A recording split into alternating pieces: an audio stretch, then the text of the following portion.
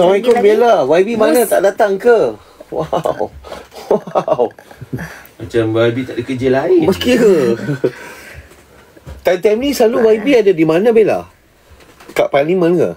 Ni dia dekat ni kot ni, Lake Garden. Lake Garden. Lake Garden tu tempat jogging Lake Garden bukan Lake Garden dekat kat mana ha? Bukan kat Seremban Asha? Lah, Lake Garden kat Seremban. Dekat AW tu.